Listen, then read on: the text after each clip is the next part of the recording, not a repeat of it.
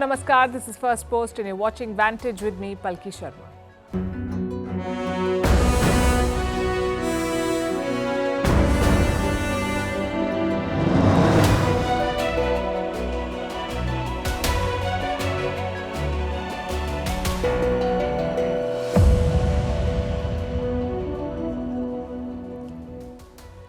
We start with developments in Iran tonight. 2 bomb blasts, more than 80 people dead, charges flying thick and fast, tensions escalating.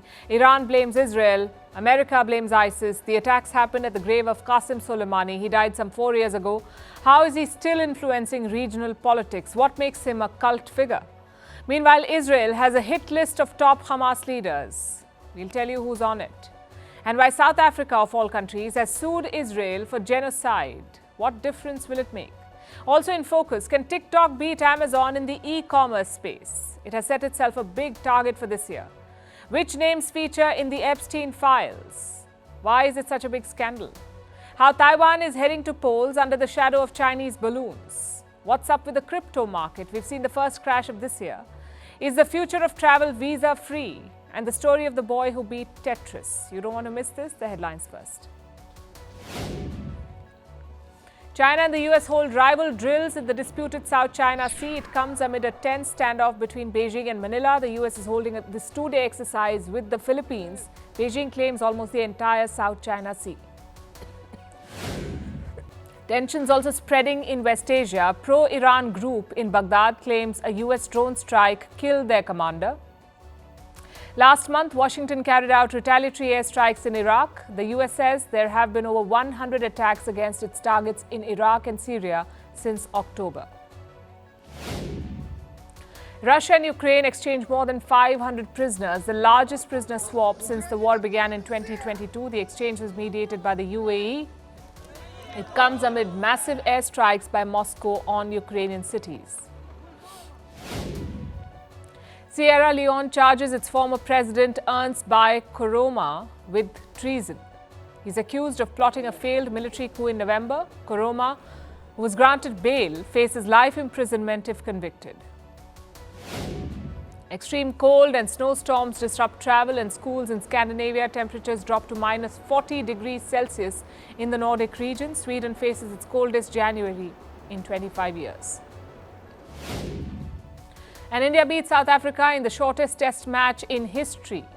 The Cape Town test lasted only 107 overs. India won the match on the second day, levelling the series.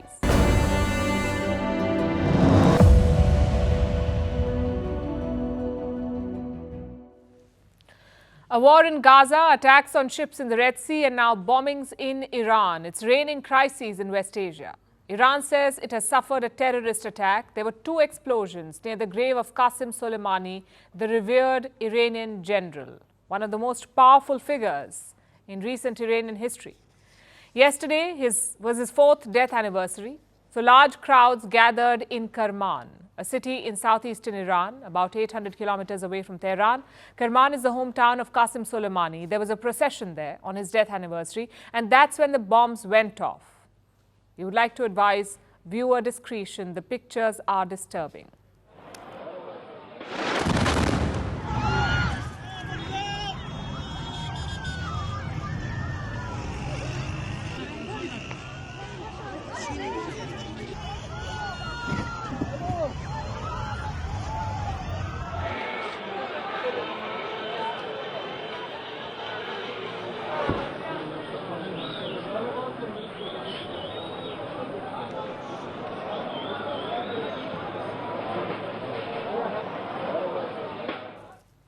The first explosion was just 700 meters from Soleimani's grave. Apparently, the bomb was placed in a car. It detonated remotely. The second bomb was kept about a kilometer away. It blew up 15 minutes after the first one, and this is the one that caused the maximum damage. The second one, scores of people are dead, and these numbers are expected to rise. The United Nations has condemned these attacks. So have the leaders of the United States, the European Union, Russia, China, India, Saudi Arabia, and Jordan. They've all condemned it. And one thing is amply clear. This was a well-planned, well-coordinated attack. The attackers wanted to cause maximum damage, both in terms of human life and to the Iranian regime. But who was behind the attacks? Tehran is pointing fingers at Israel. The Iranian government has issued an ultimatum. I warn the Zionist regime, don't doubt it. You will pay the price for this crime. These crimes that you have committed, you will deeply regret. This is Iran's deadliest terror attack since the Islamic Revolution. Iran is blaming the United States too. They haven't provided any evidence though, and no group has claimed responsibility. Washington has called Tehran's claims ridiculous. The United States was not involved in any way, and any suggestion to the contrary is ridiculous. And number two, we have no reason to believe that Israel was involved in this explosion. The Americans have their own theory. They believe it could be ISIS. The Islamic State could be behind this attack. That's what they say. And what's the basis of this claim? First of all, this attack has all the hallmarks of ISIS. The group is known for large-scale bombings. And second, ISIS terrorists have targeted Iran in the past. But like I said, this is just a theory. We're yet to see proof. And Iran remains unconvinced. It says it is being punished for its stand against Israel. Now, as you would know, Iran and Israel are arch enemies. Iran has vowed to erase Israel from the map of the world. Iran also supports Hamas, the group that controls Gaza, the one that carried out the terrorist attack in October. Now, Israel is waging a war on Gaza. The goal is to dismantle Hamas, to eliminate its leaders for the October 7th terrorist attack. Just this week, Israel conducted an operation. They sent a drone to Beirut in Lebanon. The Israelis sent this drone to Beirut. It struck an apartment building and killed a senior Hamas leader. His name was Saleh al-Aruri. He was the middleman between Iran and Hamas. He was their link. He had close ties with Tehran and deep connections with the Iranian regime. So the killing of this Hamas leader, of course, was a blow to Hamas. It was also a setback to Iran. The war in Gaza has heightened tensions in the region. So far, Iran has been cautious. It has not gotten involved directly. It's been targeting Israel through its proxies. Proxies like Hamas in Gaza, Hezbollah in Lebanon, and the Houthis in Yemen. They've opened multiple fronts against Israel. Hezbollah and Israel exchange fire on a daily basis. They're fighting on the Israel-Lebanese border. And recently, Hezbollah also held a rally and sent this message to Israel. If the enemy thinks of waging a war on Lebanon, we will fight with restraint, without rules, without limits, and without restrictions. They know what I mean. That's the message from the Hezbollah chief. Last night, there was a fresh round of attacks. Israel conducted shelling operations. Reports say 14 people were killed. 4 Hezbollah fighters were among them. What about the Houthis? They're in Yemen. They're targeting ships in the Red Sea and disrupting international shipping. So far, Iran has maintained a distance from its proxies. But will these bombings change that? Will Iran get involved directly? It's a possibility. Tehran is weighing its options. The president was supposed to travel to Turkey. He has cancelled that trip. Consultations are underway and the risk of a wider regional conflict is high again. We do hope better sense prevails. And these events were triggered by 2 blasts at the grave of Qasem Soleimani, the Iranian general. He died in 2020. So much has happened since then. 2 wars, 1 pandemic, and a change of guard in Tehran in the last 4 years. Yet, he commands a lot of respect. Qasem Soleimani is borderline mythical in Iran. The question is how? Let's take a closer look at his life. Who was this man? Soleimani was born in 1955, so much before the Iranian Revolution. He was raised by a family of farmers. Before the revolution, he worked as a construction worker. But in 1980, he joined the Revolutionary Guards Corps, a militia formed by Ayatollah Khomeini. Soleimani's big test was the Iraq War. It broke out in 1980 and lasted until 1988, 8 years. And that's where he made his name. After the war, Qasem Soleimani was counted among Iran's top 10 commanders. He was deployed along the Iraq border. Then in 1998, he got a new task. Soleimani was asked to lead the Quds Force. Now, the Quds Force is part of Iran's Revolutionary Guard. It's one of the 5 branches. And their focus is on operations outside Iran. like helping proxy groups in other countries, plotting targeted strikes, or spying abroad. That's where Soleimani excelled. He turned the Quds Force into an elite clandestine agency.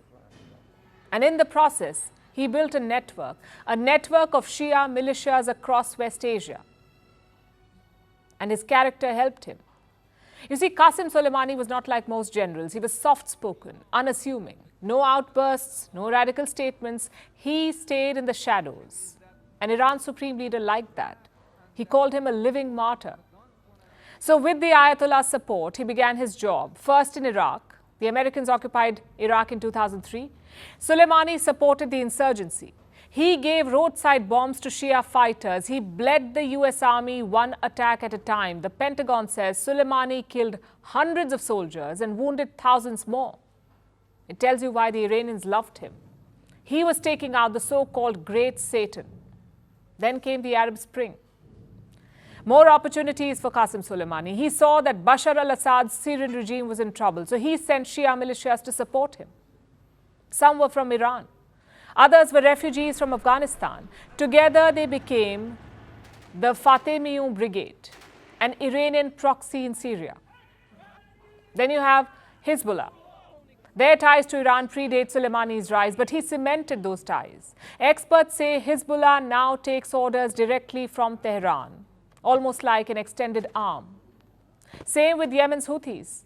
When Soleimani was killed, Houthis wanted swift revenge. They called for strikes on US bases. These same groups are now continuing the fight. Hezbollah is shelling Israel.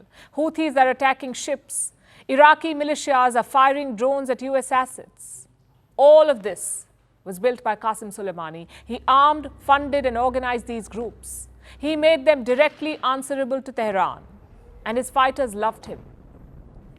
Soleimani was a soldier's general, meaning he liked to be on the ground. During the US occupation, he would slip into Iraq. During the Israel-Lebanon war, he was in Beirut, and later during the war against ISIS, he was in Baghdad again. Reporters would often spot him in pickup trucks or command posts, and his fighters respected that. When he died, millions of people hit the streets. There were rallies in Yemen, Lebanon, Syria, and Pakistan. And of course, the biggest were in Iran. There was genuine grief in the country because he gave Iran its most potent weapon, its proxies. And as the West calls it, the axis of evil, that's how the West sees it. It gives Iran an asymmetric advantage. Just look at the Red Sea. If Iran was directly attacking ships, they would be in trouble. There would be counterattacks. So what does Iran do? They nudge the Houthis on. These proxies can do what Iran cannot, and that's why Soleimani looms large over West Asian politics. Of course, all of this is from Iran's perspective. Looking from the West, Soleimani was a terrorist. The United States military successfully executed a flawless precision strike that killed the #1 terrorist anywhere in the world, Qasem Soleimani. Soleimani was plotting imminent and sinister attacks on American diplomats and military personnel, but we caught him in the act and terminated him. #1 terrorist, he says. That's what former US President Donald Trump called him. It was Trump who ordered his assassination. A US drone took him out in Iraq. But in Iran, Qasem Soleimani is a hero. The man who extended Iran's influence across West Asia. Many say he could have been president one day. But would Soleimani, the politician, be as fondly remembered? It's a tricky question, because the US assassination added to his legend. He became a martyr, killed by enemy #1. Maybe that made him more popular. The fact is, we can't be sure. But there is no denying Soleimani's imprint on West Asia, for good or for bad. Only time will tell.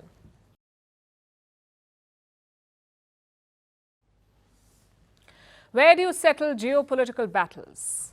One can think of many places, maybe a diplomatic summit or a high-stakes phone call, or sometimes an actual battlefield.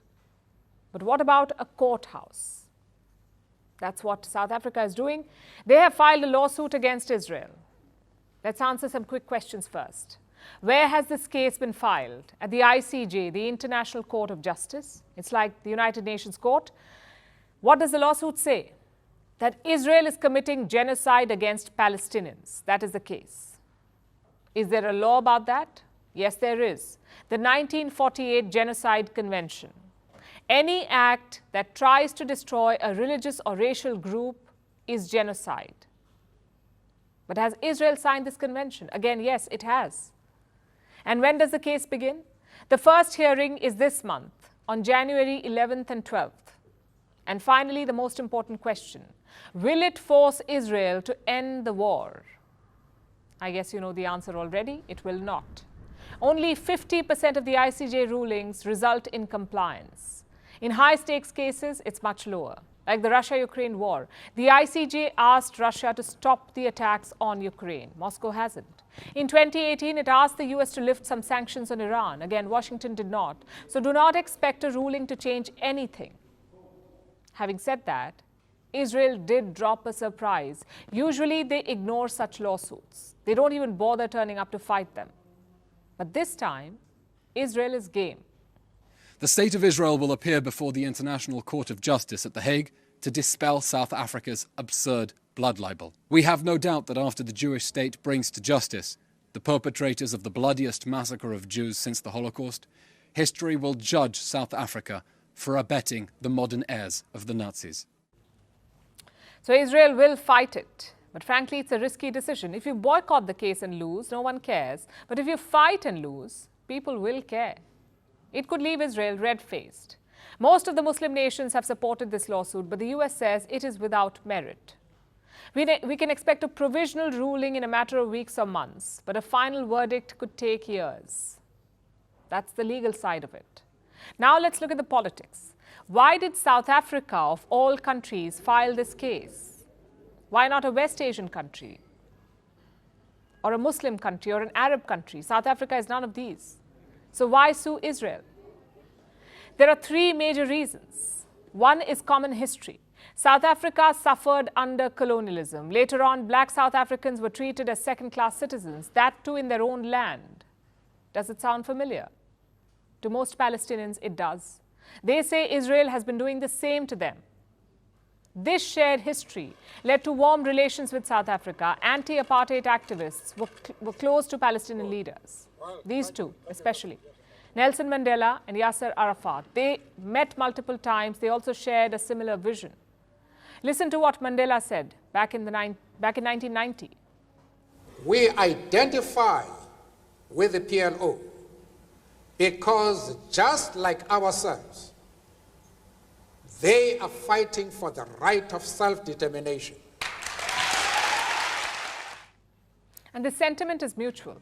If you go to Ramallah in the West Bank, you will find Mandela Square. At the center is a statue of Nelson Mandela. The same ideology still rules both sides. Mandela's party is in power in South Africa. Arafat's PLO still controls the West Bank, hence the warmth. That's reason number one.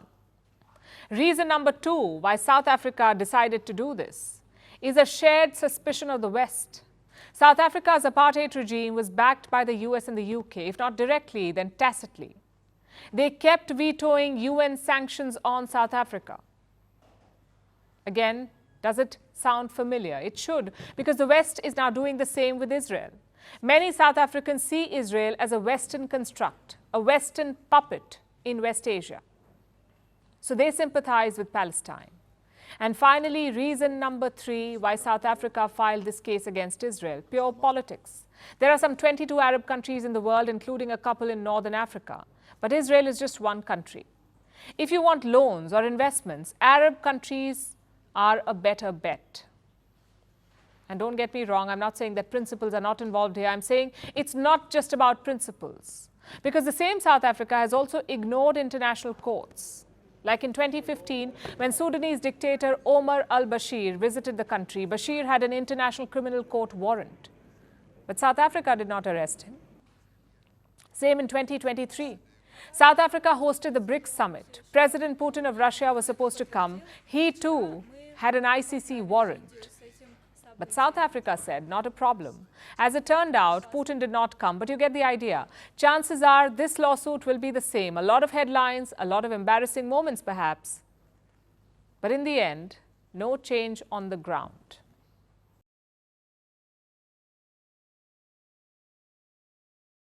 Israel's intelligence agencies operate on a motto: he who comes to kill you, rise up and kill him first.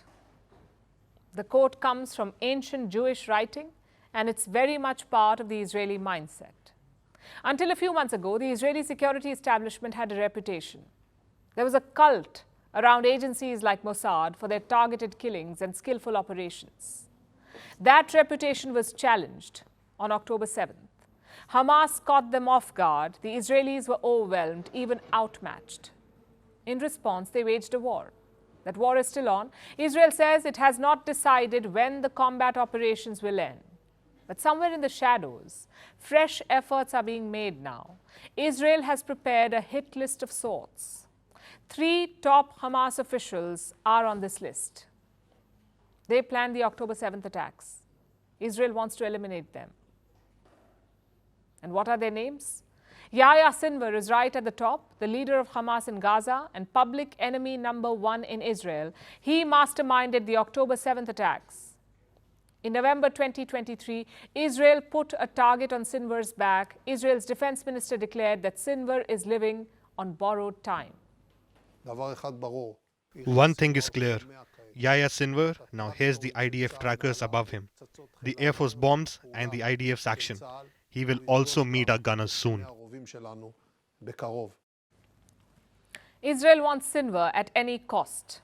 Israeli press compares him to Osama bin Laden. Israeli military has a profile of Sinwar. It describes him, and I'm quoting, as the butcher from Khan Yunus.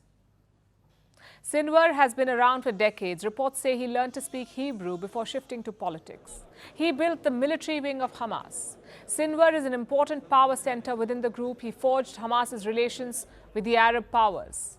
And during the recent ceasefire, when negotiations were underway, Sinwar was a key point of contact to discuss the release of hostages. The US declared him a global terrorist back in 2015. Recently, France and the UK sanctioned him. And Sinwar is supported by this man, Mohammed Deif, the second name on Israel's hit list. Officially, he is commander of the Al-Qassam Brigades, the military wing of the Hamas. Israel says he's behind dozens of suicide bombings, also the October 7th attacks. It is believed that Deif and Sinwar were the 2 brains behind this operation. In fact, Deif is part of the inner circle. Just like Sinwar, he operates in secrecy. There are a lot of stories about him. Some say he does not use a smartphone and that he lost an eye in one of the attacks. He also has a nickname, the Guest, because he stays at a different location every day, at the homes of different Hamas sympathizers, to evade arrest. That's where the nickname comes from, the Guest. And Deif is responsible for building the tunnel network of Hamas and for improving the group's bomb-making skills. All this makes him an important target for Israel. Then comes his deputy, Marwan Issa, the second in command. He works as a coordinator between the military and the political wings of Hamas. He's called the shadow man, perhaps because he's the least known out of the lot. But he's an important player. He's responsible for planning many incursions into Israel, including the October 7th attacks. If the Israeli forces take out Sinwar and Deif, Marwan Issa will replace them. He will take charge. And there's a lot that ties these 3 men together. They were born in refugee families. They've spent time in Israeli prisons. And in the past, Israel has planned and launched operations to kill them. But they all managed to survive. Now, Israel is aiming at them again. They say they'll end the war only after neutralizing these threats. Israel wants these men dead or captured. In the last 3 months, they've had no success, but they haven't stopped trying.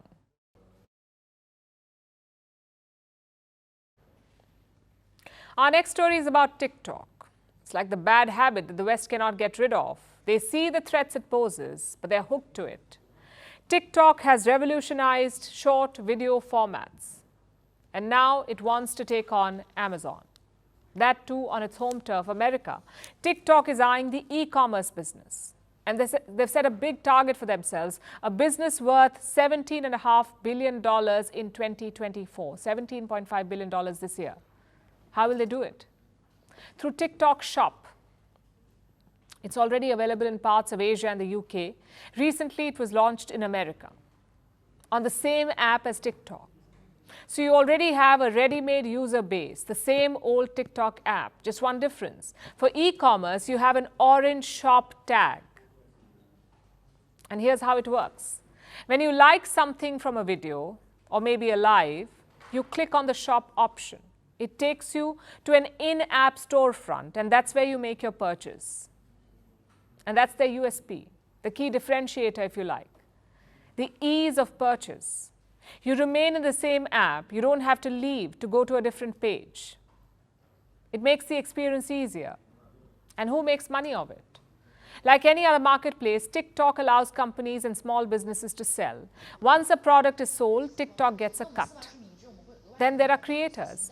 Anyone with 5,000 followers can sell products on TikTok.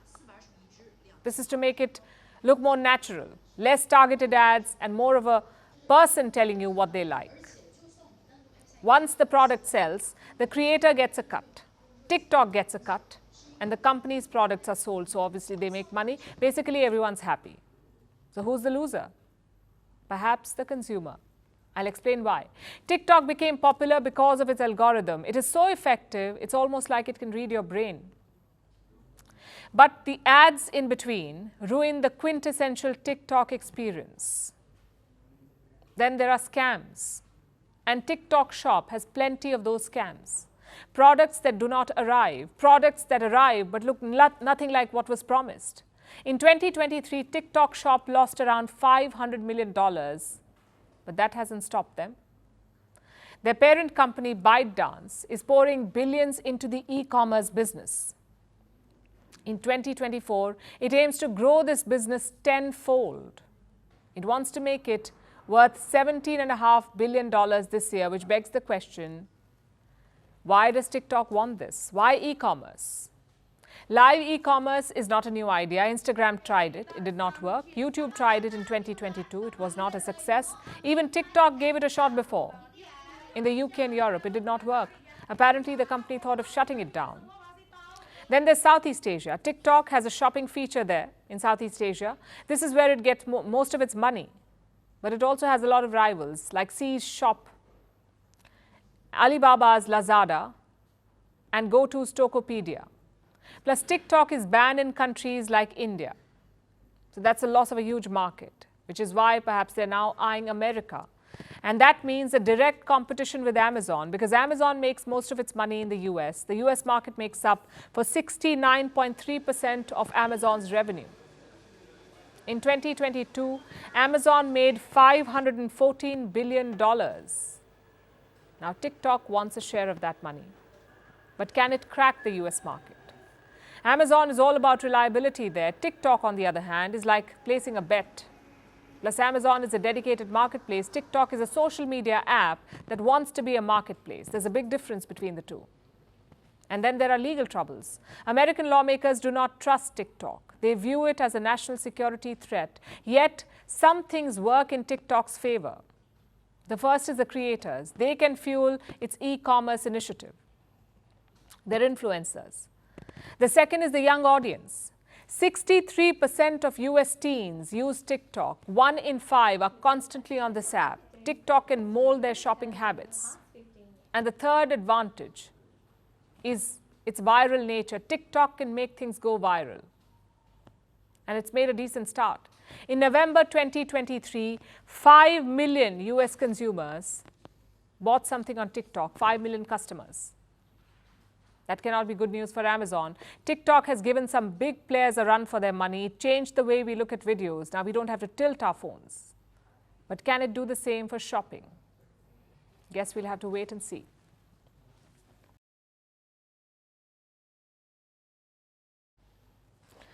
Have you heard about the Epstein files? It's a bombshell. It's trending. The stuff of Hollywood blockbusters, politicians, film stars, a lot of money, sexual favors, and reputations at stake. Some 900 pages were unsealed today. The court website crashed. Such was the interest. These are documents linked to a man called Jeffrey Epstein, a financier and a convicted sex offender. He's dead now, and the names of people linked to him have come out. The list includes Bill Clinton, Prince Andrew, Michael Jackson, and Stephen Hawking. So what did they do? Some were accused of sexual misconduct, some just hung out with him, and some others were mentioned in passing. Here's a report. In 2002, Jeffrey Epstein was asked about his famous friends. He didn't reveal names, but called them an investment. Epstein knew connections were important, so he made a lot of them. He called it a collection of sorts. Unsealed documents have now revealed that it wasn't just any other collection. It is an eclectic list of famous people. They had only two things in common. They were famous and they all knew Epstein. In the 2000s, Epstein was a big name. No one knew what he did, but they all knew he was wealthy, so they all wanted to be seen with him. On paper, Epstein was a financier, but behind closed doors, he was a sexual predator. In the early 2010s, he was accused of sexually abusing underage girls. In July 2019, he was arrested in New Jersey. He was charged with sex trafficking. If convicted, he would spend 45 years in prison. But by August, Epstein was dead. He died by suicide in a Manhattan jail. But the case didn't die with him. If anything, it just snowballed. Now, 5 years later, it's come back to haunt his closest friends. The names of over 100 people linked to Epstein have been made public. They were all mentioned in the lawsuit. At the time, they were kept secret by court order. But now they've been unsealed. The list is a mixed bag. There are names of people accused of wrongdoing, people who made accusations, and then those who were potential witnesses or maybe just hung out with him. All of those names are there. So let's take a look at the big ones. The first is Bill Clinton, the 42nd President of the United States. In the court documents, he's referred to as Doe 36. His name is mentioned a record 50 times. According to one victim, Epstein once told her that Bill Clinton likes his girls young. Clinton has obviously denied all this. But there are records of him using Epstein's planes even after he left the White House. He used it to travel to Bangkok and Paris. Then there's Prince Andrew. The UK royal was accused of sexual abuse by Virginia Giuffre. In 2022, he reached an out-of-court settlement with her. He still denies the allegations. He's been stripped of his royal duties. These documents reveal details of the infamous prince's alleged abuse. Another survivor apart from Giuffre has claimed that Andrew groped her. There's also a mention of Stephen Hawking. Epstein talked about him in an email. Apparently, there was a claim. It was about the scientist taking part in an underage orgy. Epstein wanted to pay to prove that the allegations were false. There were many others. They were all mentioned in passing. Epstein talked about being on phone with them. There are so far no claims of any abuse against them. The list includes pop star Michael Jackson, actor Kevin Spacey, magician David Copperfield, Nobel laureate Lawrence Krauss, actor Leonardo DiCaprio, and model Naomi Campbell. More documents will be unsealed in the coming days, so PR teams have already gone into damage control mode. There was a time when almost everyone famous wanted to be friends with Epstein. Now, they can't run away from the association fast enough. Epstein may be dead, but he seems to be haunting his so-called old friends.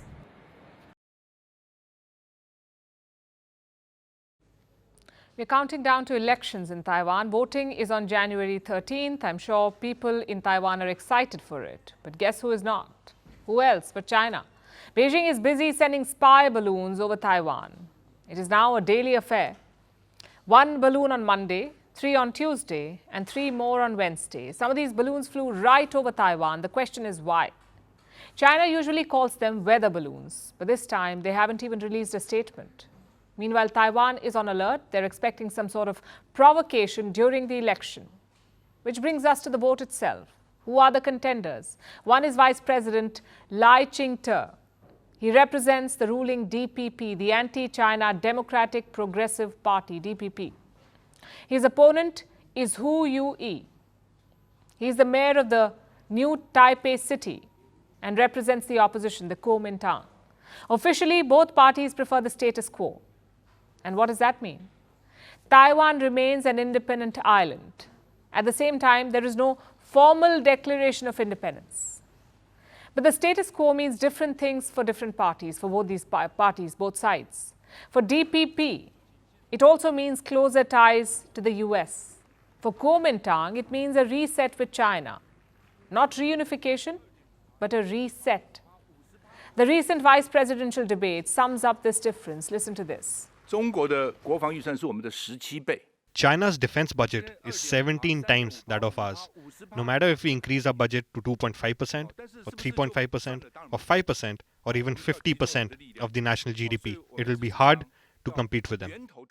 The whole world knows that the cause of the tension across the Taiwan Strait is the Communist Party of China. One says we can't compete with China, the other says China is the problem. And who's leading?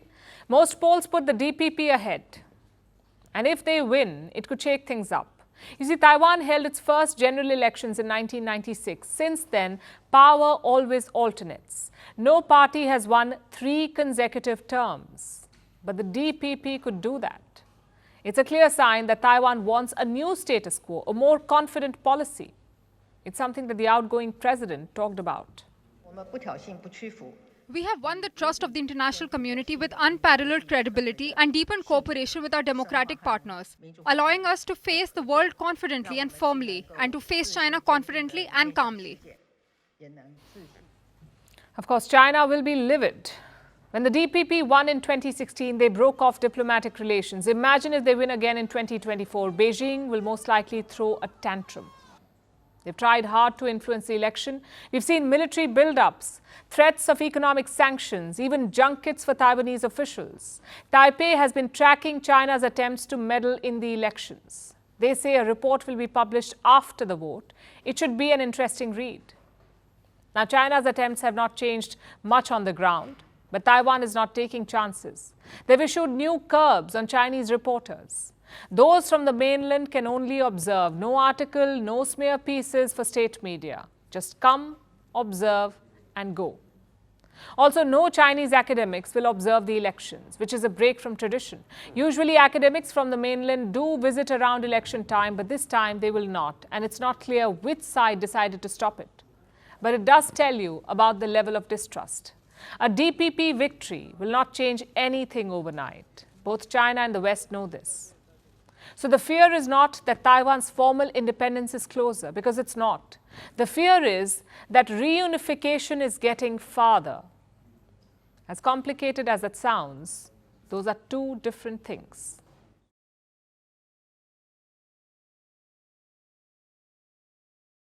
From geopolitical uncertainty, let's go to financial uncertainty. Let's talk about cryptocurrencies. Their values tanked yesterday. The first crypto crash of 2024. Hundreds of millions of dollars in market value were wiped out in just a few hours. Before this, most cryptocurrencies were on the rise. Most had made gains throughout 2023. That streak seems to have ended yesterday. It looks like crypto volatility is back. But what is causing it? What does it mean for you? And should you think about investing in crypto? Our next report has the answers. There's an old saying, the greater the risk, the greater the reward. These days, nothing quite epitomizes this like crypto. Cryptocurrencies are the new casino games where people try and make their fortunes. The oldest and arguably best known cryptocurrency is Bitcoin. It was launched about 15 years ago. But yesterday, Bitcoin and all its younger clones reminded the world that they are still active and volatile. We saw the first big crypto crash of the year on Wednesday, and the year has barely begun. Crypto values across the board tanked. About $600 million in crypto went up in smoke in just a few hours. This was due to one report about Bitcoin spot exchange traded funds, or ETFs. It's something like a Bitcoin mutual fund. For months, there were rumors that these would be made legal in the US. The final decision is expected next week. But yesterday, a report said that these Bitcoin funds could get delayed by a few months, and that caused the market to crash. This highlights the volatility of cryptocurrencies. Before this, cryptocurrency values had been rising steadily. On the 1st of January, Bitcoin was at a 21-month peak. Its value had crossed $45,000. Now it's trading slightly lower, but nowhere near its bottom value seen in the last few months. Next week could see cryptocurrencies across the board rise again. It depends on how the US chooses to deal with them. So it raises the question, should one invest in something as volatile as crypto? That is, of course, best answered by a financial professional, one who understands your individual situation. Because there's no one-size-fits-all answer. Crypto has made some people enormously wealthy, but many have lost their life savings as well. One thing for sure is that crypto is volatile. Investing in it is akin to gambling, and you should never gamble with more than you're willing to lose. Of course, this is if you're allowed to gamble at all. Some countries like India don't officially allow crypto trading, and that should have been that for Indian investors. But it hasn't worked out that way. Indian investors have been trading on foreign exchanges, away from the scrutiny of Indian financial market regulators. And of course, the regulators aren't happy. So last week, India began banning what it calls illegal foreign exchanges. Some of the bigger ones like Binance and Kraken are on the list. Their URLs will soon be unavailable, and more exchanges will meet this fate until proper regulations are brought in. Cryptocurrencies are still a relatively new investment medium. Countries around the world have yet to figure out how to rein crypto in. Until they do, the risks will always be high. It's up to you to decide if the potential reward is worth it. Now let's turn our attention to travel.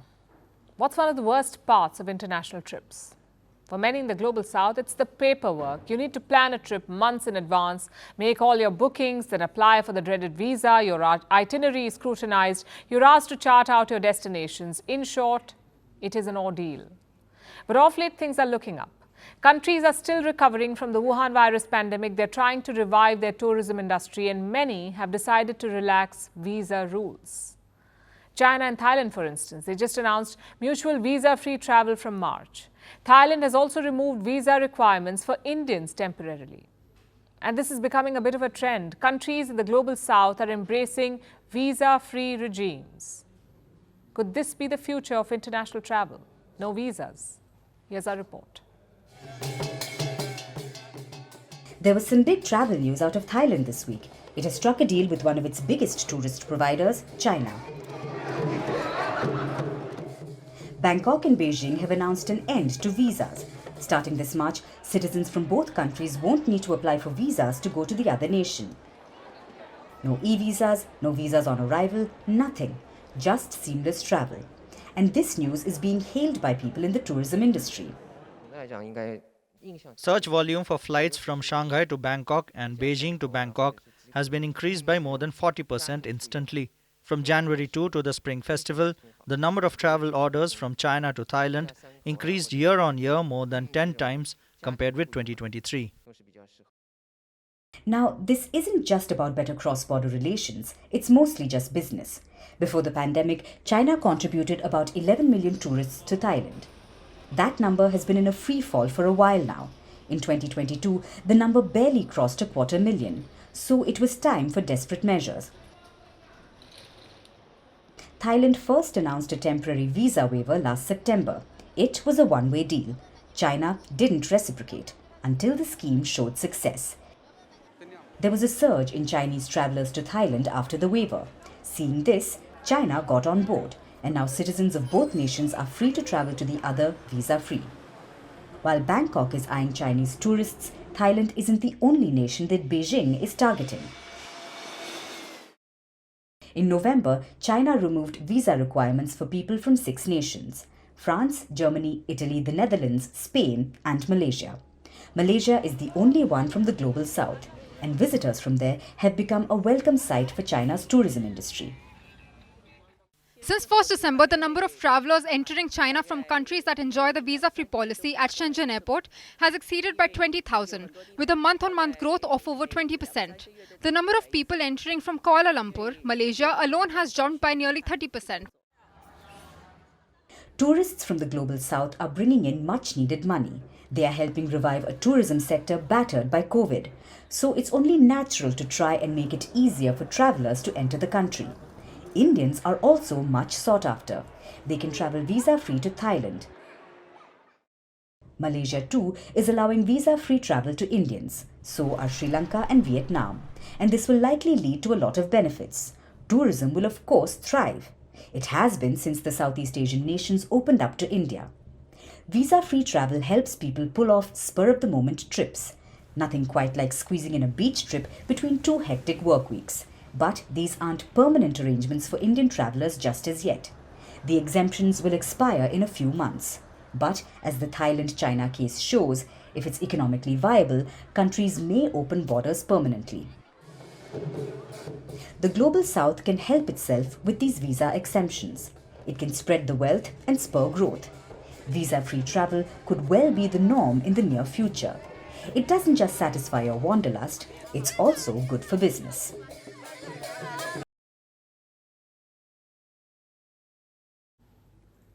Sneezing with your eyes open, licking your elbow, tickling yourself. These few things are near impossible for humans to do.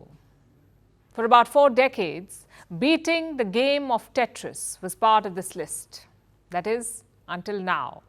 Tetris has finally met its match in a teenager, a 13-year-old prodigy from Oklahoma, Willis Gibson.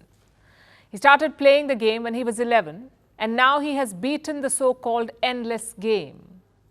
How did he do it? I'll get to that, but first a primer on Tetris. It's a hugely popular game, a classic if you will. It was designed in 1984 by a Soviet engineer, then picked up by Nintendo, a gaming company, in 1989. Soon it became a worldwide sensation. Today there are over 200 variants of the game. It's a world record.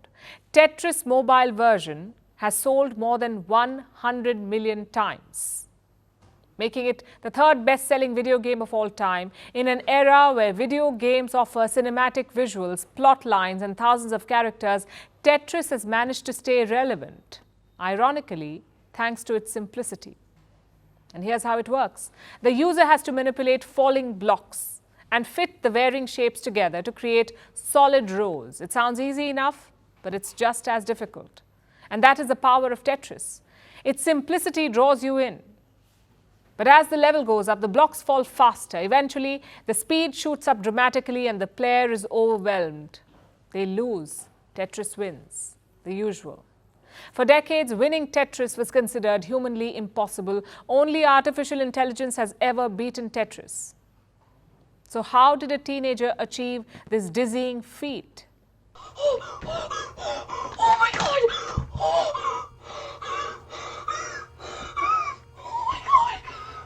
my God! Yes! Oh my God! Oh my God!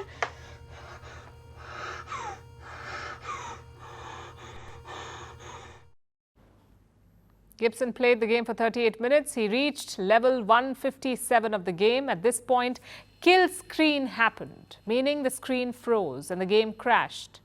This is the point where the video game becomes unplayable due to limitations in its coding. You see, Tetris was not designed to be won.